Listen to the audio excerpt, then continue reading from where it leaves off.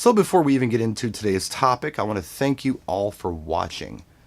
Thank you for your views and your comments and your subscriptions and your shares and your likes and even your dislikes. Thank you, thank you, thank you. This channel is 12 years old now, I believe, and it's grown a lot in the last 12 years. I feel like I've grown a lot in the last 12 years too. And I guess in the spirit of that, I'd like to get your feedback on how I can improve. How can I help you more? What types of videos would you like to see on this channel that you're not seeing? What types of videos are you seeing on this channel that you'd like to see more of? Are there products that you would like to see me have a look at or do tutorials on that I'm not doing? What can I do to help you? Let me know in the comment section. I want to grow this together.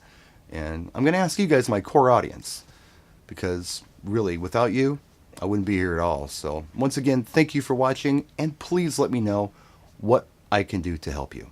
Practice and enjoy.